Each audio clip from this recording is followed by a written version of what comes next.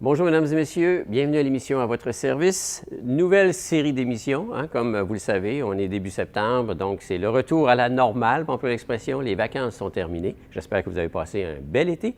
Bien sûr, dans la dernière semaine, les jeunes sont rentrés à l'école, le monde ont terminé pratiquement leurs vacances et par le fait même, on retourne travailler. Et pour nous, c'est un retour sur une base régulière où l'émission à votre service vous reviendra, et ce, jusqu'aux fêtes.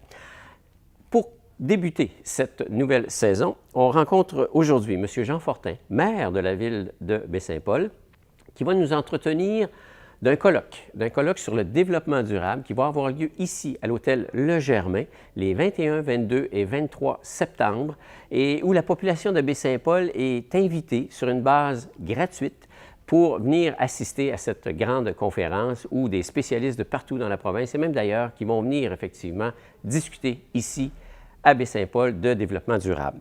Nous recevons également Mme Élisabeth Caron du Centre des femmes qui, elle, cette fois-ci, va nous entretenir des dessous de la prostitution.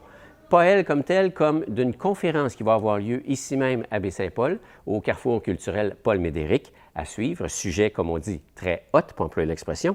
Et enfin, M. Carl Beaulieu, historien, qui va nous parler des bâtisseurs de la famille Fortin. Alors, ça s'appelle les bâtisseurs Fortin et on a des Fortins dans la région de Charlevoix.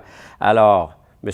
Beaulieu est directeur et bien sûr président des éditions du patrimoine et bientôt, il va y avoir un lancement de livre qui va effectivement avoir lieu dans la région de Chicoutimi, mais qui s'appelle les bâtisseurs Fortin. Alors, comme je vous l'ai mentionné, M. Fortin est notre premier invité pour cette semaine et spécialement, nous nous sommes déplacés pour aller le rencontrer directement à l'Hôtel de Ville parce que cette semaine, dans le cadre de ses disponibilités, il était malheureusement absent. Alors, de fait, voici l'entrevue que nous avons réalisée avec M. Jean Fortin.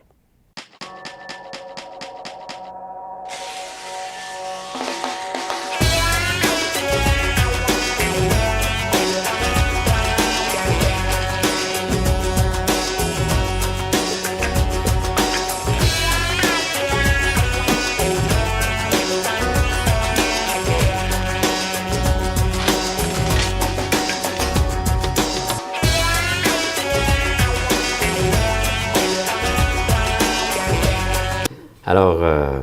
Jean Fortin, maire de la ville de Baie-Saint-Paul, bonjour. Oui, bonjour. Aujourd'hui, on a un gros sujet à discuter, mais avant de tomber dans le vif du sujet, vous avez passé un bel été? Oui, un très bel été, bien sûr, ben oui. Beaucoup d'extérieur, beaucoup dehors cet été, puis on a un bel été ici, une belle température, passablement de monde, donc c'est un bel été, j'ai bien aimé. Oui. Bon, ça a commencé pratiquement avec le festif, où le beau temps est arrivé, puis ça a déboulé. Oui, nous avons tiré ça, oui. Bientôt, très bientôt, ici à Baie-Saint-Paul, soit les 21, 22 et 23 septembre, il y a un gros colloque international sur le développement durable qui s'appelle Baie-Saint-Paul inspire le monde. Oui. Oui. On a de l'ambition, là. En fait, c'est inspirer le monde. Inspirer le monde. Baie-Saint-Paul, inspirer le monde. L'objectif, c'est le monde, mais en même temps, on parle du monde aussi, de la population, puis de tout ça. Puis l'idée, c'est qu'on peut inspirer, mais en même temps, on s'inspire du monde également. Je pense que, vous savez, en 2006, on a adopté un agenda 21. Un agenda 21, c'est une politique de développement durable qui est beaucoup basée sur la participation citoyenne. On le dit souvent, plutôt qu'être une politique de développement durable qui vient uniquement des grands principes et qui vient d'en haut, c'est une politique qui se base sur les attentes des citoyens, sur ce que les citoyens amènent. On ramène ça avec les grands principes de développement durable. Et vous savez, cette façon de faire-là est née d'une rencontre des différents pays puis des gouvernements locaux à Mexico il y a au-delà de 20 ans. Donc, c'est déjà international. C'était reconnu internationalement. Donc, je pense que l'idée, c'est de se dire que oui, on continue de travailler chez nous, mais vous savez, dans le fameux slogan du développement durable, c'est agir localement, mais penser globalement. Okay. Et pour bien penser globalement, je pense qu'il faut, oui, revoir ce qu'on fait, travailler ensemble, regarder comment on peut, entre nous, là, évoluer à travers nos projets. mais comment aussi on se branche à l'international ou même ailleurs au Québec, au Canada et ailleurs dans le monde. Il y a des expériences intéressantes et qui peuvent nous permettre, nous inspirer nous aussi. Tu sais, on va inspirer, on l'a obligé d'inspirer, mais de s'inspirer aussi de ce qui se fait un peu partout. Et c'est dans ce cadre-là là, que cette rencontre-là va avoir lieu. Là. Alors finalement, c'est la façon dont Baie-Saint-Paul a trouvé pour se démarquer. Oui, puis de se démarquer. Évidemment, à l'époque, par l'Agenda 21, déjà, on se démarquait par rapport à d'autres municipalités, c'est sûr. Mais l'idée, c'était pas que de se démarquer. On se souvient que l'Agenda 21 est venu des citoyens. On avait fait un sommet économique en 2003 à Baie-Saint-Paul. Et c'était une des recommandations des citoyens à l'époque, lors de ce grand rendez-vous-là. Il nous avait suggéré de se doter d'une politique de développement durable. Après différentes recherches, on s'est aperçu que l'Agenda 21 était peut-être ce qui correspondait le plus à ce qu'on voulait faire. C'est-à-dire en même temps, oui, se donner une politique, mais en même temps, consulter la population, impliquer les citoyens là-dedans. C'est de cette façon-là qu'on l'a fait. Donc, oui, l'idée de se démarquer, mais l'idée aussi, c'est de faire de se relancer, parce qu'on sait, il y a l'an passé, les gouvernements se sont réunis à nouveau et ils se sont donné des objectifs pour 2030. Hein. On sait que le gouvernement canadien, différents gouvernements se sont donné des objectifs, oui. Eh bien, je pense, nous, on veut s'inscrire là-dedans aussi. Je pense, bien, oui, c'est correct que les gouvernements le fassent, mais nous, on se dit, bon, nous, vous savez, l'Agenda 21, maintenant 2006, on a 2 plans d'action, beaucoup d'actions de réaliser par la Ville, mais il y a eu beaucoup d'actions aussi réalisées par d'autres organisations ici, puis ailleurs. Et donc, comment on fait ensemble, on peut-tu faire un bilan, mais en même temps se projeter dans l'avenir et voir comment on va plus loin par rapport à ça, à la fois à Baie-Saint-Paul, mais aussi au niveau du territoire, dans Charlevoix. Hein? Comment on travaille ensemble, comment on rend ça, on étend ça peut-être vers le territoire. Il y a d'autres initiatives dans Charlevoix aussi en développement durable. Il y en a un peu partout, aussi au Québec. Et comment nous, on s'arrime autour de ça et comment on profite de ces expériences-là pour aller plus loin, nous aussi, parce que là, et se donner une plus grande qualité de vie. L'Agenda 21 date déjà de plusieurs années, comme vous l'avez mentionné, 2001-2006, dans ces coins-là. Oui, 2006. 2006 et 2 plans d'action. Il y a eu jusqu'à 2010 et là, on arrive à un autre 2016. Plan d'action. Et là, on vise 2030. Là, on vise 2030. L'idée c'est ça, c'est un grand... Mais quand on regarde tout ce qui s'est passé depuis... Vous savez, l'Agenda 21, la Ville n'a pas... Moi, je dis souvent, on s'est donné un signal comme Ville, puis à nos citoyens aussi, que maintenant, le développement, il doit être durable. On doit travailler autour de ça. Et la Ville a eu des initiatives, mais il y en a d'autres qui en ont eu. Il y a eu plein de choses. Puis il y en a encore qui s'en viennent. Il y en a des très intéressantes autour du développement durable. Puis il y a eu d'autres initiatives ailleurs. Donc, l'idée... c'est de se dire, bien là, maintenant, à travers tout ça, ça évolue rapidement. Comment on est mieux positionné, comment on se positionne, comment on inspire d'autres personnes aussi pour se positionner, mais comment on peut mieux se positionner par rapport à ça et comment on va plus loin aussi dans nos initiatives là-dedans. Puis comment aussi, l'idée du colloque, c'est aussi, on le sait, on invite nos citoyens gratuitement à ce colloque-là, puis l'idée... Évidemment, on invite des gens d'un peu partout. J'ouvre une parenthèse. Donc, il y a des gens qui viennent de partout, qui sont des spécialistes de l'environnement. Oui, des gens qui sont impliqués. Par exemple, on a Karel Méran au niveau de la Fondation David Suzuki, des universitaires qui sont là aussi. Hein, donc, c'est des gens qui ont réfléchi sur le domaine, qui ont déjà des écrits et même des actions qu'ils posent. Et là, on donne accès en plus aux citoyens de Baie-Saint-Paul pour venir côtoyer ces gens-là puis échanger avec eux. Puis on dit aussi... Puis on a des initiatives locales aussi. On va inviter des gens localement à parler de leurs initiatives au niveau, par exemple, la laiterie Charlevoix, avec ce qu'ils ont fait. La coop de l'Arbre est impliquée avec nous. D'autres organisations aussi, localement, viennent nous parler de ce qu'ils font. Et donc, ce qu'on invite, effectivement, c'est les citoyens à venir profiter de ça. Puis à partir de là, eux aussi, à nous inspirer, en fait, à regarder ensemble comment on peut aller plus loin, qu'est-ce qu'ils pensent est peut-être plus questionnables. Ça, Qu'est-ce qu'à partir de... Mais qu'est-ce aussi, on veut se servir comme de ce colloque-là, comme d'un tremplin là, pour renouveler l'agenda 21. On invite aussi les maires puis beaucoup de personnes de l'ensemble des municipalités de Charlevoix, particulièrement la MRC, mais aussi de l'ensemble des municipalités.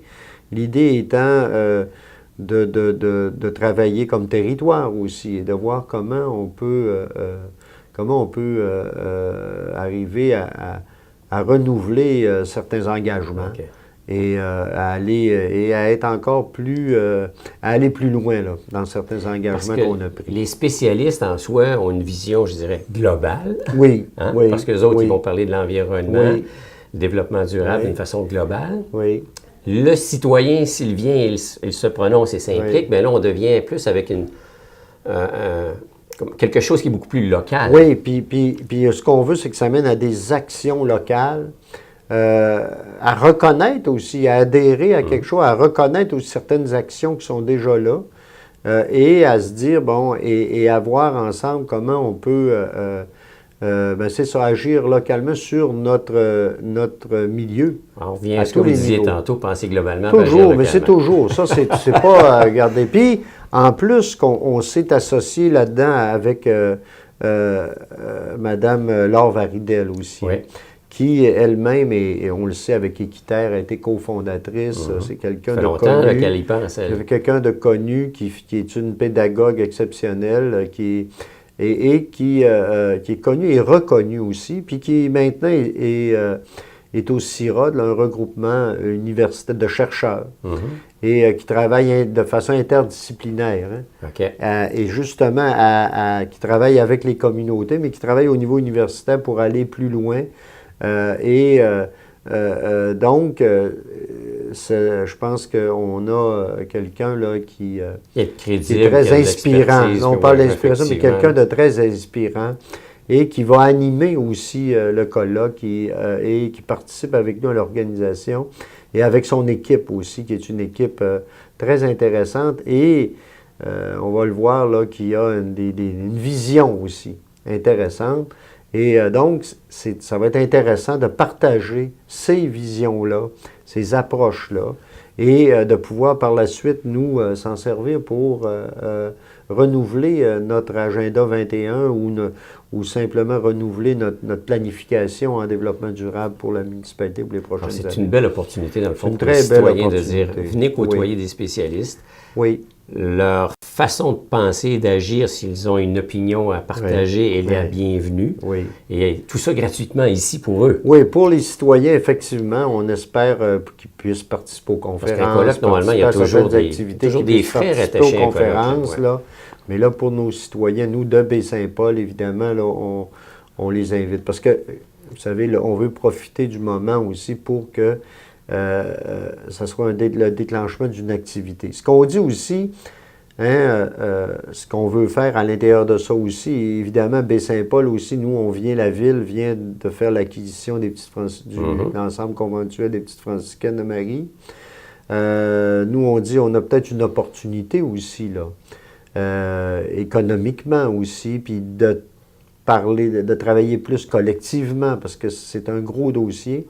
Dans le cadre de ce colloque-là, évidemment, il va y avoir des discussions autour de ça, mais on va inviter aussi les gens à visiter aussi l'ensemble. Il va y avoir des visites organisées, là, je prends la dernière journée. C'est un monument. Ça, puis il va y avoir des possibilités. Et l'objectif étant que les gens puissent d'aller chercher l'adhésion la plus grande possible des gens à un projet comme celui-là, là, qui peut être intéressant et autour duquel on peut bâtir autre chose. Qui va être intéressant, je pense. Qui va l'être.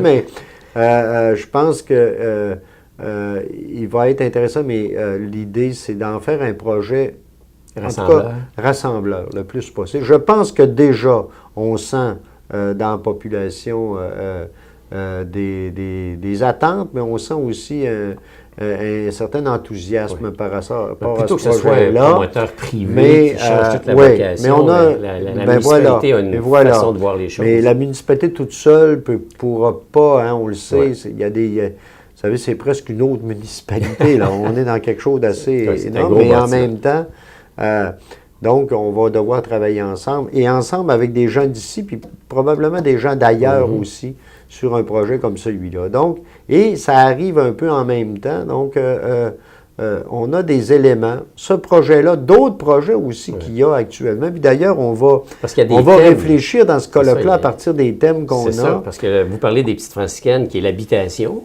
Oui. Mais il y a d'autres thèmes, effectivement. Il y a l'économie durable, l'agriculture, le tourisme, la mobilité, le changement climatique. Voilà. Et donc, c'est des thèmes très actuels dans lesquels on vit directement, où il y a des grosses transformations actuellement.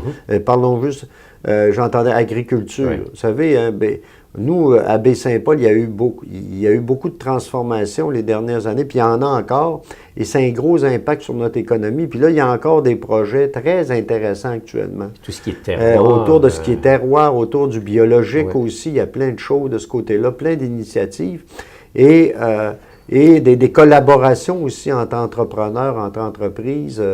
Donc, on sent là, qu'il y a... Et ça, je parle d'un secteur, il y en a d'autres aussi.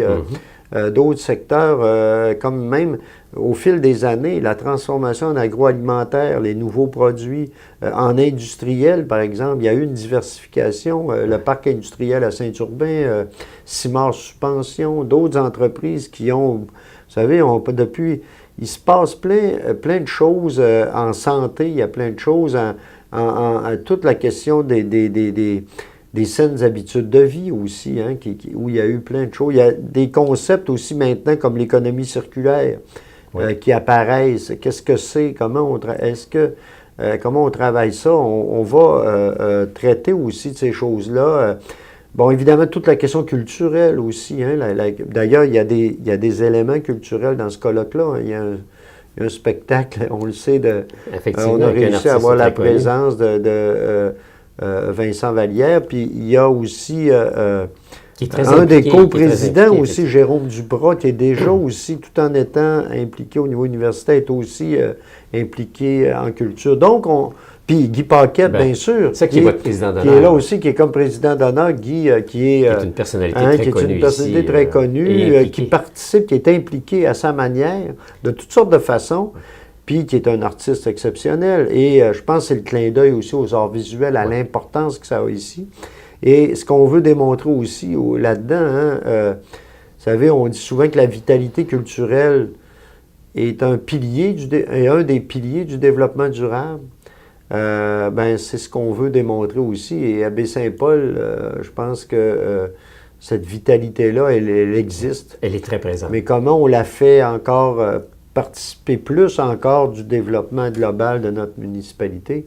C'est ça l'objectif aussi. Puis à travers ça, à travers ces gens-là, puis à travers les discussions qu'on va avoir là, c'est une belle implication citoyenne, là. Ben oui, bien sûr. Franchement, là, vous avez besoin de ça. Puis c'est le lien entre l'administration puis le véhicule quotidien des gens oui, puis vous savez, quand on parle de participation citoyenne, ce n'est pas juste que de venir à une séance de conseil puis de poser 3 questions à la fin de la réunion. Là, on est ailleurs.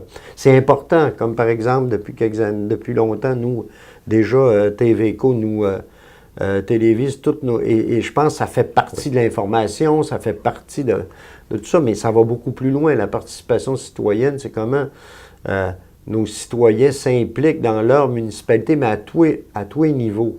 Et comment nous, comme municipalité, on reconnaît ça.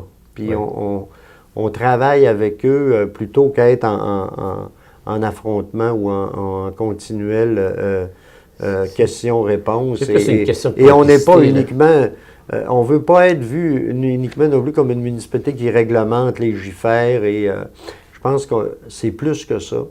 Et l'idée de la participation à tous les niveaux, je pense que c'est important. Et comment on fait? On établit les règles qui nous permettent là, de pouvoir vraiment, pour que ça donne des résultats concrets aussi.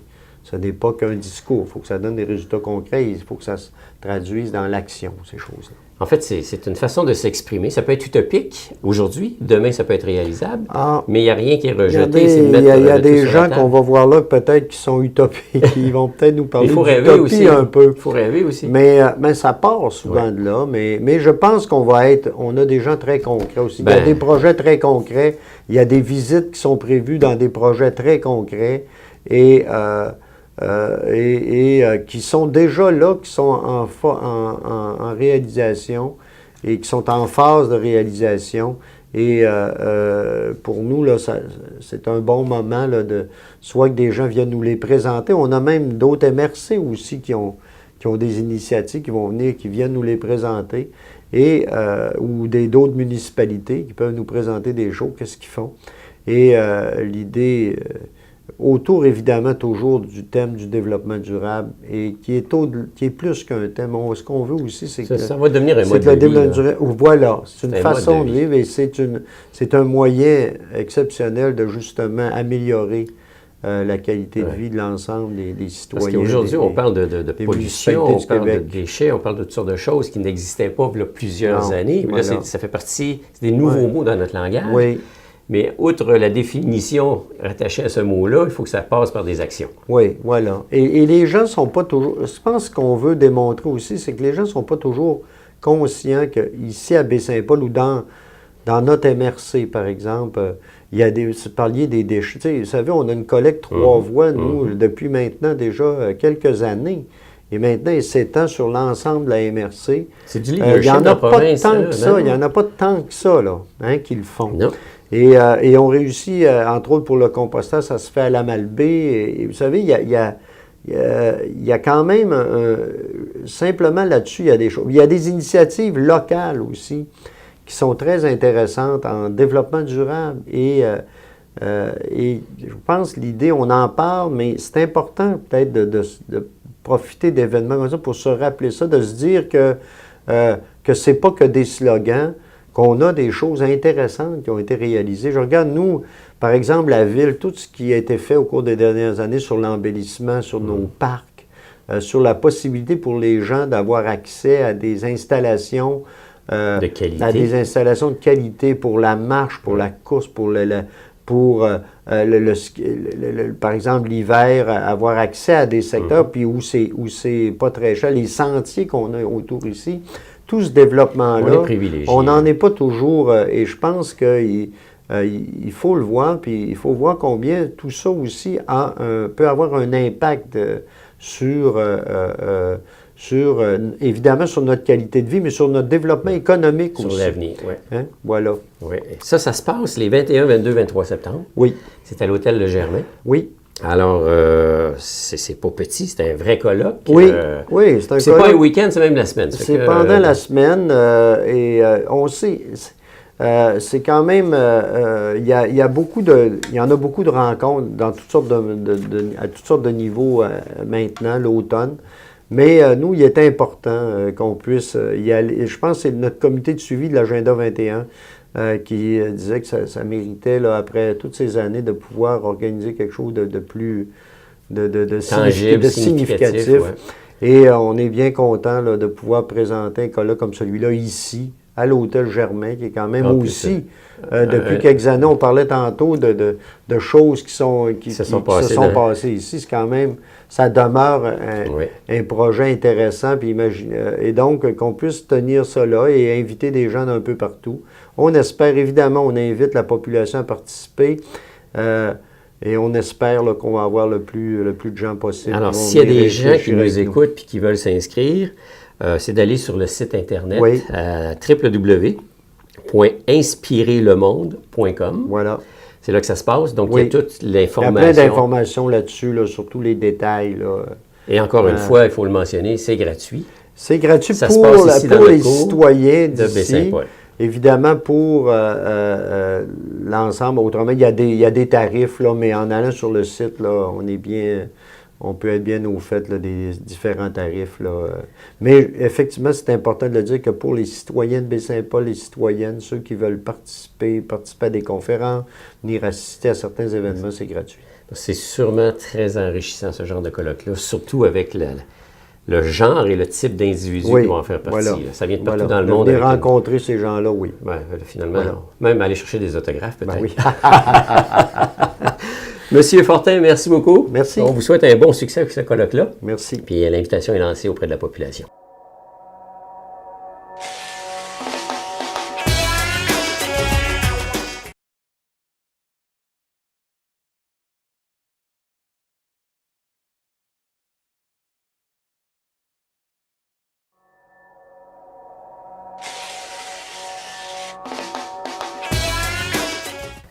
Elisabeth Caron, du Centre des femmes, bonjour. Bonjour.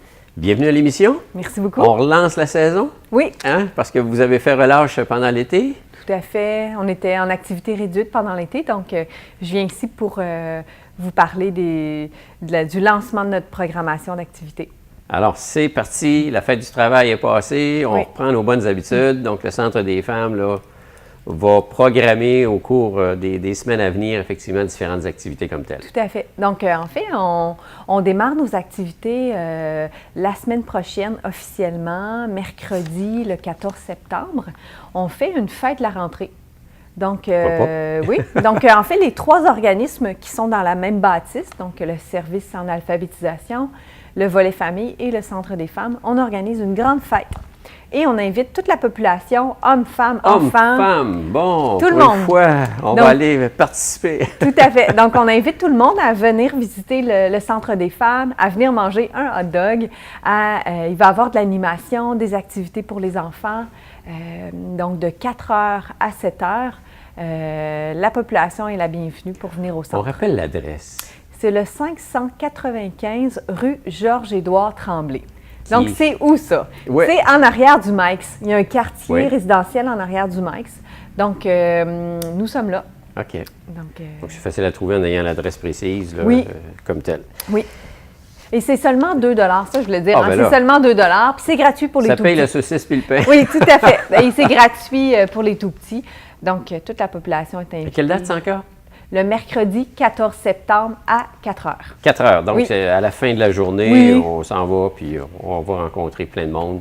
Tout à fait. On joint l'utile à l'agréable. On fait un peu de social, puis on mange. Tout à fait. Puis j'en profite en même temps aussi pour rappeler que le lancement aussi des activités du programme Agir ensemble pour nos enfants.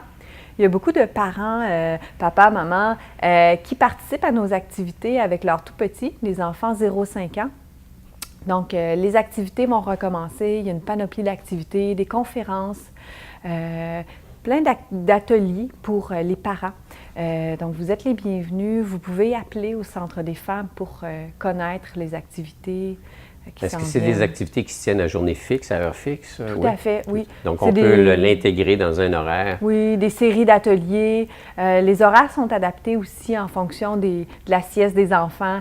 Donc, c'est très bien adapté pour les parents de la région.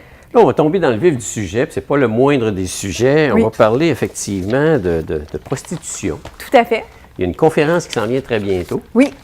Alors, ça s'appelle « Les dessous de la prostitution ». Tout à fait. Donc, c'est un monde, c'est tout un monde, ça, là. Oui, mais en fait, on a la chance, dans le cadre de la Journée d'action contre la violence sexuelle faite aux femmes, le Centre des femmes, avec le CALAX et le Centre des femmes au pluriel de la Malbaie, on organise une très belle conférence mardi le 20 septembre et on a 2 excellentes conférencières. C'est à quelle heure, le 20? Ah, c'est à 7h30. 7h30 en soirée. Et ça termine à 9h30. Bon, OK. Donc, Ça permet à tout le monde de pouvoir y assister. Tout à fait. Donc, et c'est ouvert à toutes et à tous. Okay. Donc, mesdames, venez avec votre conjoint. Messieurs, venez seuls. Venez vous renseigner sur ce qu'est la prostitution, les dessous de la prostitution. Donc, les 2 conférencières qu'on va avoir... oui, parce qu'il y a 2 dames là, très spécialisées là, qui peuvent en parler Donc, Madame Rose Dufour, qui est directrice de la Maison de Marthe, qui est une maison qui accueille les femmes prostituées.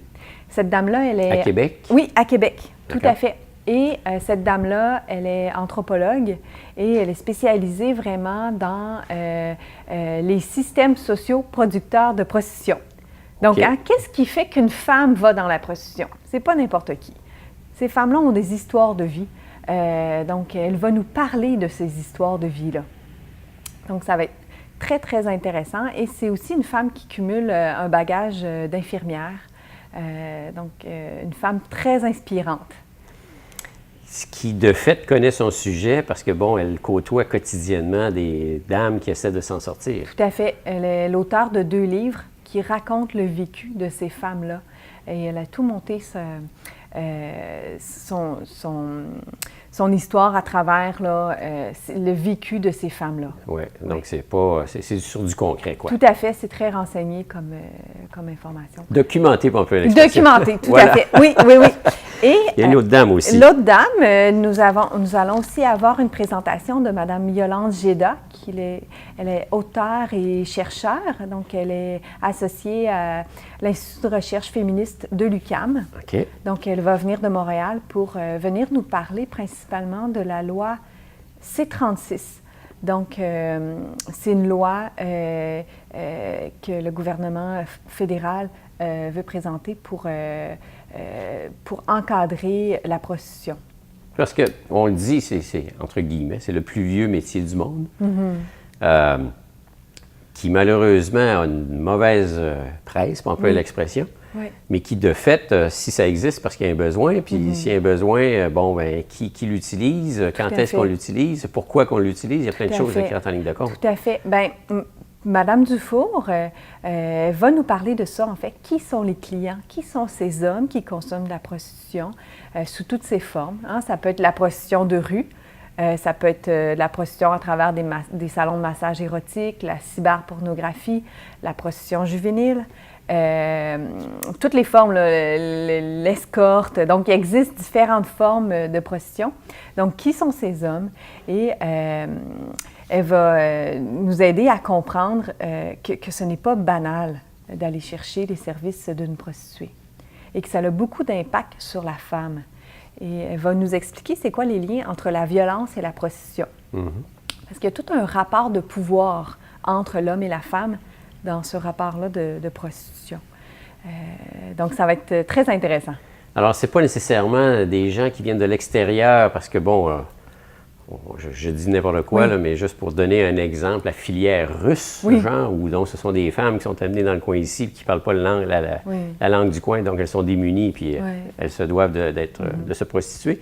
Comme il y a des jeunes de chez nous aussi qui le font parce Oui. que ce sont des jeunes qui prennent comment on dit ça, la galipette, dans le fond, Oui. on s'en va, puis là, tu es C'est obligé de ça. survivre, puis tu es mal C'est pris, ça. puis voici qu'est-ce qui se Oui. passe. Donc, elle va nous expliquer qu'il y a beaucoup de femmes qui ont vécu des abus sexuels, qui vont aller vers la prostitution, beaucoup la consommation d'alcool, beaucoup la pauvreté. Aussi. Donc, parce qu'il y a toujours des discussions par rapport à la notion de choix. Hein? Est-ce qu'on choisit d'aller vers la prostitution? Bien, malheureusement, non. Et Mme Dufour va nous expliquer pourquoi ce n'est pas un choix, mais plutôt une contrainte. Donc, la personne est amenée vers ça sans vraiment le vouloir. On parle de prostitution, mais surtout les femmes, mais il y a quand même des hommes qui se prostituent. Tout à fait. Oui, il y a aussi un autre côté de la prostitution masculine, davantage dans le milieu gay. OK. Donc, une autre forme de prostitution. Oui. Mais je crois que Rose Dufour va principalement se concentrer sur la prostitution des Féminine? femmes. Oui. OK, Oui, OK. oui. Oui. Parce qu'effectivement, c'est devenu aujourd'hui, ce n'est plus tabou. Non, Parce que de fait, c'est omniprésent. c'est ça. Et il faut, pour le démystifier, il faut en parler. Tout à fait. C'est pour ça qu'on organise cette conférence-là, c'est pour sensibiliser la population au fait que ce n'est pas un geste banal d'aller chercher les services d'une prostituée.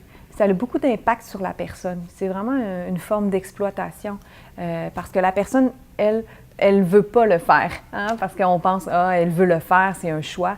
Mais il y a tout un... Cette personne-là a une histoire de vie qui est souvent très triste. Donc, il faut comprendre l'impact de notre geste d'aller chercher les services d'une prostituée. Mais il n'y en a pas là-dedans qui choisissent volontairement de le faire parce que c'est payant quelque part. Là. Ouais. Je veux dire, je Oui. suis jeune, je suis aux études, je ne veux pas travailler de 5 à 7 ou de je ne sais plus trop quelle heure, puis finalement, Oui. je vais me prostituer une fois, 2 fois dans la semaine. Merci, Oui. bonjour, Oui. je paye mon loyer, puis Oui. la vie est belle. Oui. Bien, je pense que ça, c'est un des gros préjugés, un des gros mythes par rapport à la prostitution, du fait que c'est des jeunes universitaires qui veulent payer leurs études facilement. Non, au contraire. Hein, imaginez l'impact que ça peut avoir sur notre dignité humaine de mettre notre corps à disposition de quelqu'un quand on ne le veut pas. Hein, c'est vraiment très intime comme geste, la sexualité. Parce qu'on regarde aujourd'hui aussi, les jeunes sont de plus sexués. Oui. C'est la bonne expression, je pense. L'hypersexualisation. L'hypersexualisation de beaucoup plus jeunes, considérant tout ce qu'ils peuvent voir sur l'Internet, les films et tout ce qu'il y en a aujourd'hui. C'est comme...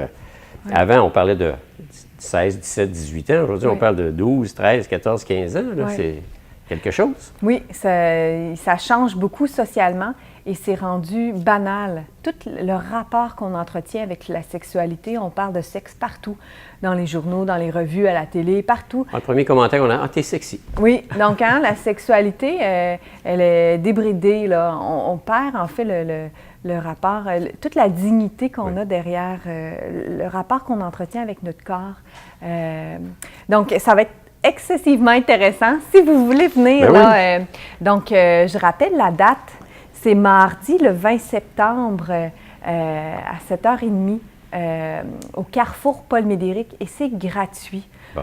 C'est exceptionnel qu'on ait la chance d'avoir deux excellentes conférencières comme ça qui viennent bien expliquer le sujet, c'est quoi la réalité des personnes qui se prostituent. Ça va être excessivement intéressant. Puis c'est quoi aussi les enjeux? Si on décide de légaliser la prostitution, par exemple, comme ailleurs, aux Pays-Bas, à Amsterdam, en Belgique, c'est quoi les impacts que ça peut avoir sur notre société?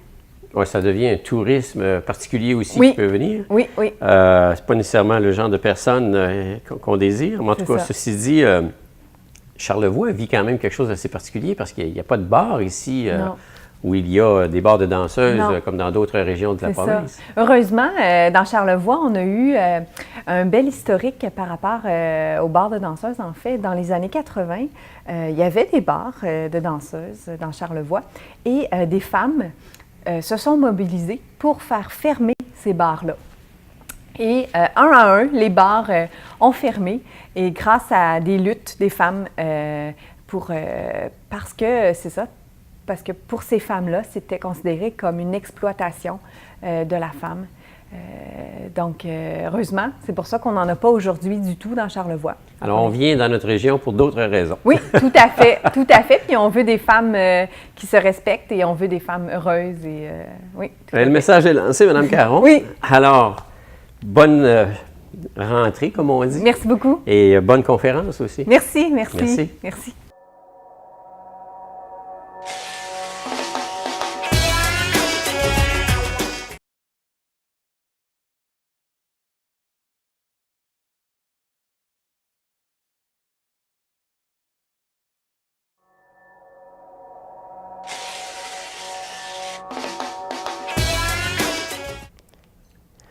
Alors, M. Carl Beaulieu, historien et bien sûr fondateur, je crois, des Éditions du patrimoine. Bonjour. Bonjour.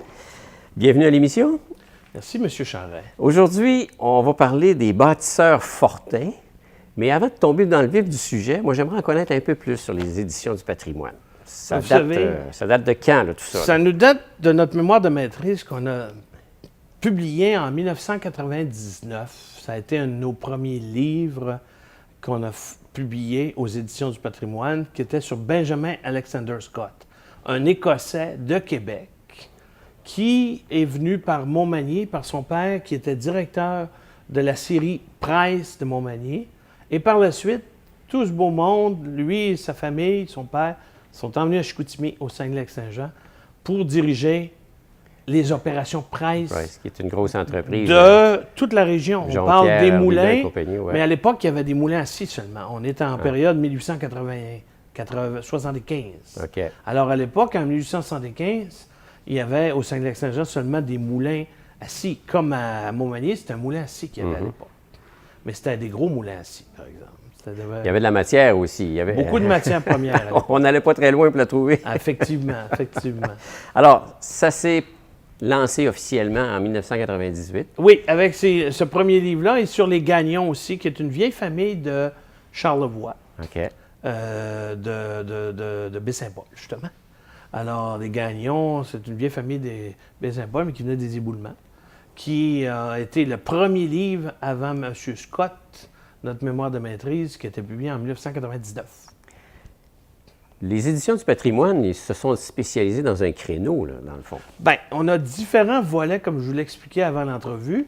Le premier volet, c'est le volet des entreprises. Alors, des familles entrepreneuriales. À travers des familles, on va chercher, si vous voulez, découvrir les bâtisseurs qui sont à l'enseigne, maintenant, des Fortins. Alors, c'est une approche. Le deuxième volet de notre maison d'édition, ce sont les institutions et les municipalités. Donc, nous avons publié récemment, ça fait déjà une dizaine d'années, sur l'Anse-Saint-Jean, ça fait 6 ans, Petit-Saguenay, ça fait 10 ans, et récemment sur la petite histoire de Chicoutimi-Sacré-Cœur, Chicoutimi-Ouest, où se trouve la petite Maison Blanche, là, Oui. où a eu lieu les grandes inondations de Ouais, 1996. Qui a survécu. Oui, qui est connu mondialement. Ouais. Alors, l'histoire de ce quartier-là ouvrier, c'était la compagnie de pulpe de Chicoutimi, fabriquait de la pâte à bois, de la pulpe. Alors, une auteure qui est native de cet endroit-là a raconté récemment son témoignage que nous avons publié. Et l'auteur a quand même un certain âge, il faut le dire, un certain vécu, un riche vécu. Elle nous raconte le quartier ouvrier, le quartier social, tout ce qui est devenu ce quartier-là jusqu'aux grandes inondations. Et qui est devenu un parc aujourd'hui. Absolument. En partie, un parc. Il y a toujours l'église Sacré-Cœur qui est là. Il y a toujours le centre Joseph-Niaud qui a été lancé, d'ailleurs, ce livre-là. Ils vont être lancés, le livre Les bâtisseurs Fortins aussi, le 1er octobre. Et il y a bien sûr les groupes ethniques, je crois. Oui, ça, c'est très important. Parce que les groupes ethniques, ce sont les Écossais. Puis au niveau de Charlevoix, on a fait un lancement en 2001 au musée de Charlevoix, ici à Pointe-au-Pic, du livre L'Alliance écossaise au Québec, qui regroupe l'apport de plusieurs grands groupes ethniques écossais, dont les McNichol, les McLean, les Murray, les Nairn aussi, comme groupe entrepreneurial, comme groupe seigneurial. Ensuite, les Fraser, les Murdoch. Ça a été le livre L'Alliance écossaise au Québec, qui a remporté un prix d'ailleurs du Conseil québécois du Chardon, donc qui regroupe les Écossais de Montréal et du reste de la province en 2002, avec en l'honneur du général John de Chastelain, ancien commandant en chef des Forces armées canadiennes. Alors, lui est d'origine écossaise par son père, John de Chastelain, et sa mère est une Irlandaise. Donc, l'autre groupe ethnique qu'on a touché depuis 2002, les Irlandais au Canada et aux États-Unis au niveau de leur rapport économique, social, culturel. C'est des gens qui ont eu un apport important. On fait juste Ils l'ont encore. On parle des Donahue ici, en Charlevoix, qui ont fondé avec Sir Rodolphe Forget, qui était député ici, conservateur, président de la Banque internationale du Canada, qu'il a fondé. Mais lui, ce qu'il a fait comme député, il a amené le chemin de fer et il a amené aussi la compagnie Donahue à se fonder. Et c'est les Donahue qui ont pris la suite de ce que Sir Rodolphe Forget avait commencé. Et vous en connaissez la suite de ça. Qui est entreprise qui était située à Clermont. Oui, toujours, d'ailleurs, toujours. Qui s'appelle aujourd'hui Résolu. Résolu, qui est dirigé par M. Richard Garneau, qui est un personnage issu de la famille Fortin. Okay. Alors, il est sur la couverture du livre. Vous lancez le sujet, les bâtisseurs Fortin. On a des Fortins dans la région. Beaucoup. Le pourquoi que vous êtes ici aujourd'hui, c'est le nouveau lancement. Là. Le premier Fortin notaire Fortin en Amérique, c'est Maître Télesphore Fortin, qui est pratiqué ici à Baie-Saint-Paul pendant 58 ans, donc de 1843 à 1901, et il a fondé l'Écho de Charlevoix, qui est l'ancêtre du Charlevoisien, le prédécesseur, en 1897. Alors, ça date pas d'hier. Alors, il a été 10 ans en activité, ce journal-là, et son fils a poursuivi Lui, c'était un journal de colonisation, mais aussi, c'est un libéral. Alors, il a parlé contre les chefs taurés de l'Ontario à l'époque, dans ce journal-là. OK. Et par la suite, il y a son fils qui était marchand, qui s'appelait Télesphore, en Beauce, qui a fondé l'Éclaireur, le journal L'Éclaireur qu'on connaît sans doute. Vous et moi connaissons l'Éclaireur de Beauceville, qui a été fondé par son fils, Télesphore, et son petit-fils était aussi rédacteur en chef, Maître Édouard Fortin, qui a été député libéral de Beauce. OK.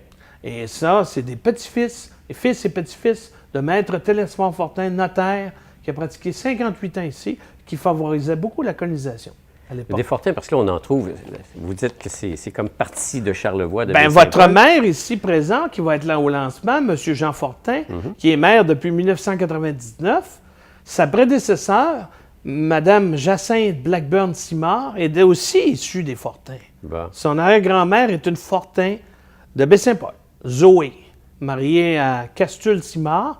C'est la fille de c'est la nièce, la belle-fille de Mars Simard qui a fondé Bagotville en 1838, qui lui est parti de Baie-Saint-Paul.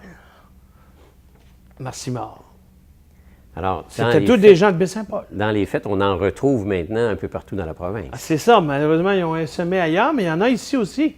Comme je disais tantôt, plus près de nous, M. Cyril Simard, qui va être honoré lors du lancement, sa mère est une Fortin, qui est le père des économusées. Alors, des économusées qu'on retrouve, entre autres, avec la laiterie Charlevoix, qui a son musée de l'industrie laitière ici, dont on a visité avec M. Rasmussen ici présent récemment, au mois d'avril. Alors, la famille, justement, l'Elmina Fortin Stanislas Labbé, qui a fondé en 1948 la laiterie de Charlevoix, qui emploie une soixantaine de personnes avec le domaine du Génévrier, qu'ils ont développé le camping un peu plus tard. Ça fait 60 ans pareil. Ça emploie centaines de personnes ici. Oui.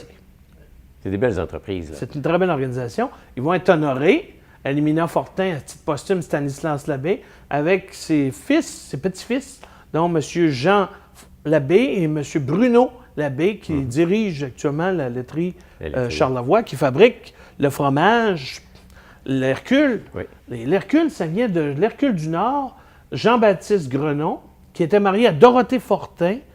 Ils sont mariés ici à Baie-Saint-Paul en 1748. Alors, tous leurs descendants Grenon sont issus de eux, sont des bâtisseurs. Bien, il y a beaucoup de bâtisseurs, pas tous, sont dans ce livre-là que nous lançons le 1er octobre à Chicoutimi. Le lancement, c'est ça, qui va avoir lieu à Chicoutimi 1er octobre. Oui. Alors, évidemment, il y a beaucoup de Fortins. Parce qu'il y a beaucoup de Fortins. Au Saguenay-Lac-Saint-Jean, effectivement, beaucoup plus qu'ici, mais les souches des Fortins sont évidemment ici. Comme les éboulements ici, le seigneur, qui était Jean-François Tremblay, sa mère, c'est Marie Fortin, qui était seigneur avec son mari Étienne Tremblay, les seigneurs des Tremblay des éboulements. Ils ont eu la seigneurie pendant au-delà de 60 ans. Et c'est Pierre de Salles-Latériel, le médecin, qui a acheté la seigneurie en 1810, du notaire Jean-François Tremblay, dont la mère est Marie Fortin. Alors, ils sont dans ce livre-là aussi, parce que le premier chapitre, c'est justement, après la Nouvelle-France, c'est les éboulements, Baie-Saint-Paul et le Bas-Saint-Laurent, OK. avec maître, c'est-à-dire M. Jean-Charles Chapelle, l'un des pères de la Confédération. Oui. Son arrière-grand-mère est une Fortin du Bas-Saint-Laurent. Du Bas-Saint-Laurent. comme ça. Absolument, absolument. Ils sont mariés à Bas-Saint-Laurent, à Lillet, je crois. Et cette famille-là va être dans ce livre-là, dont maître M. Thomas Chapelle, leur fils, qui est sur la couverture, qui nous a doté d'une histoire littéraire du Canada fantastique. Il a fait une série sur l'histoire du Canada qu'on utilise toujours pour des fins d'enseignement, et aussi, peut-être moins qu'on voudrait, évidemment, avec les cours qu'on a actuellement, mais il y a aussi les histoires, les monographies, les biographies sur les intendants de la Nouvelle-France qu'il a produit. Alors,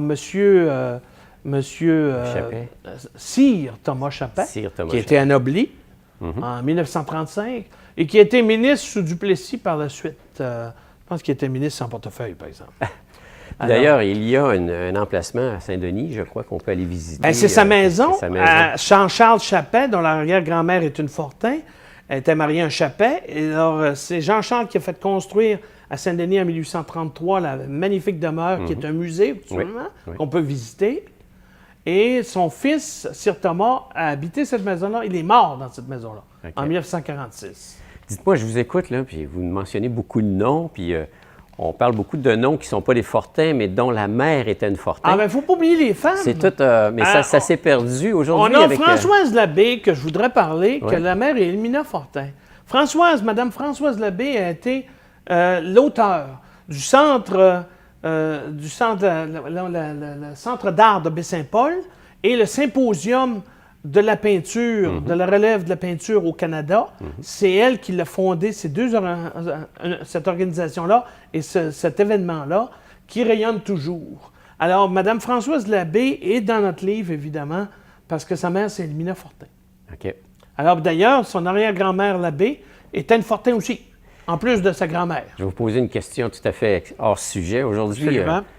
dans notre société, mari et femme, je veux dire, on donne à nos enfants les 2 noms de famille. Est-ce que c'est plus facile de faire de la recherche aujourd'hui sur la généalogie? Bien, je vous dis que c'est pas de la généalogie qu'on fait d'abord, mais il faut évidemment faire les liens. Les liens, comme on dit, généalogiques, pour repérer ces bâtisseurs-là. Mais nous, notre but, c'est de les faire reconnaître, les faire connaître d'abord et les faire reconnaître à travers leur réalisation. Mais ce que je Comme voulais- agent, il ne faut pas oublier. Ce que je voulais savoir, c'était la recherche là-dessus. Est-ce qu'elle est simplifiée aujourd'hui? On ne Parce que fait c'est pas ça. d'impact Ah, pour d'impact. nous Non, parce du que, comme vous dites, c'est les descendants depuis 1981. OK. La loi, depuis 1981, n'oblige pas, mais permet l'utilisation des doubles noms, père et mère. Oui. Alors, ça ne nous touche pas. Ça vous- non. Aucunement. Et parce que notre recherche est précédente.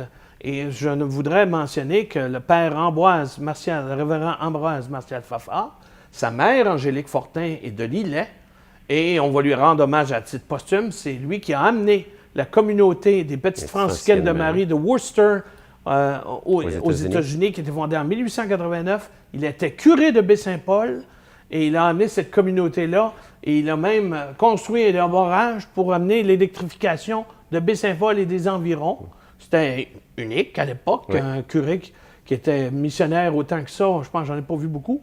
Même le père Honorat, la Terrière, n'a pas été aussi loin, même s'il a fait construire un moulin une meunerie et une scierie. Le révérend Fafard était le prêtre, la figure marquante de Baie-Saint-Paul pour les Petites Franciscaines pour fonder leur fameux hospice qui est devenu un hôpital aujourd'hui. Oui. Alors ça, c'est grâce au père Ambroise Martial Fafard, dont la mère est Angélique Fortin.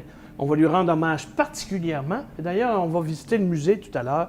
À nouveau, on est venu au mois d'avril, mais on continue notre périple. J'imagine que notre maire actuel, M. Jean Fortin, en lisant votre livre, va en apprendre beaucoup sur sa famille. Là. Bien, lui-même est issu d'une famille de religieux de Baie-Saint-Paul. Ses grands-oncles sont allés au Saguenay, enseigner l'orgue et enseigner la musique.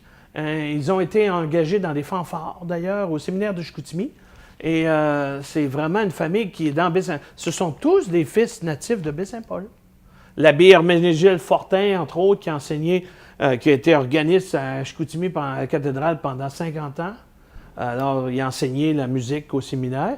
Et ses autres neveux et cousins, l'abbé François-Joseph, l'abbé Benjamin, l'abbé Philippe, ils sont 6 prêtres qui sont natifs de Baie-Saint-Paul, qui sont partis à Chicoutimi faire leur œuvre là-bas. Alors, le livre s'appelle « Des bâtisseurs Fortin ». Il a 472 pages.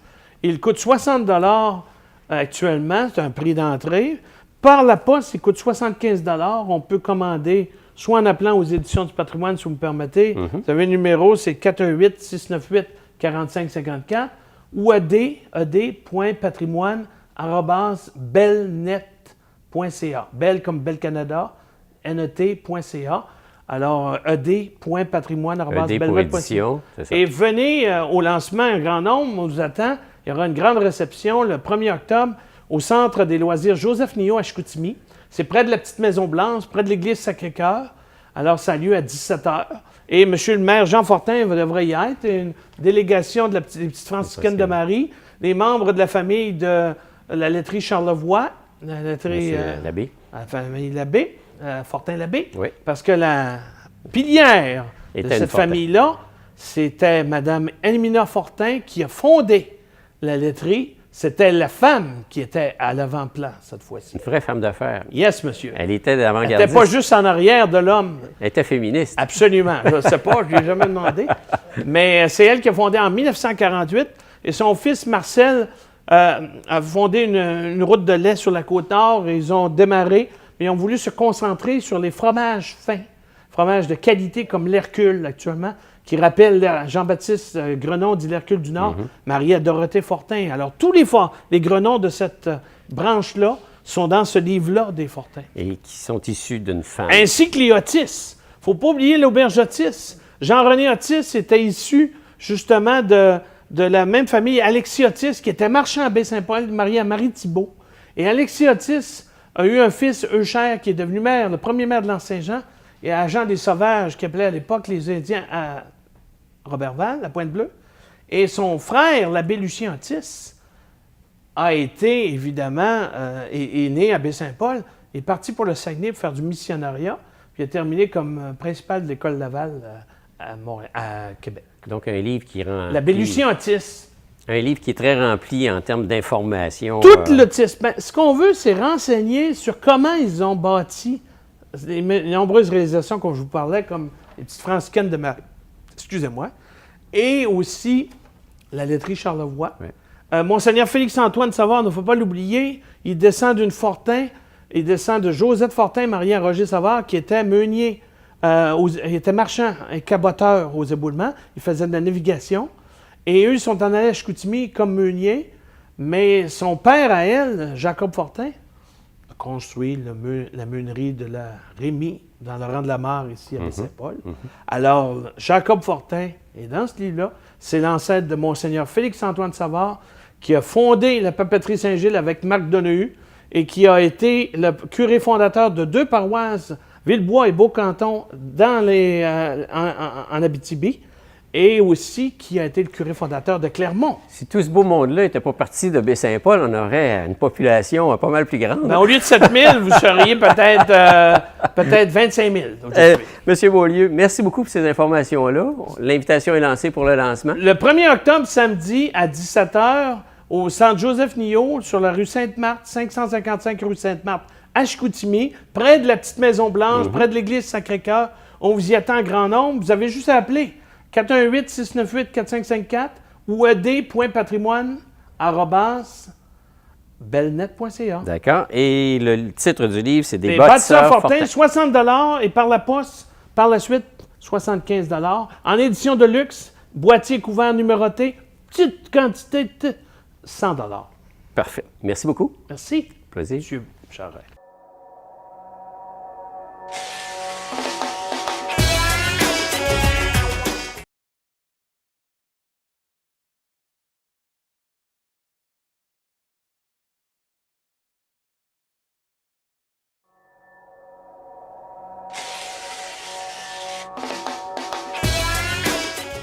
Alors voilà, mesdames et messieurs, déjà une autre émission à votre service de terminer. J'espère que le contenu de cette émission vous a plu, comme vous avez pu le constater. Des sujets assez variés, merci, mais fort intéressants. Quant à moi, je vous souhaite une bonne semaine. Je vous donne rendez-vous dans une semaine pour une autre émission à votre service. Merci à la Bibliothèque René Richard qui, de semaine en semaine, nous accueille pour l'enregistrement de cette émission. Bonne semaine et bon retour à vos bonnes vieilles habitudes, comme on dit. Au revoir.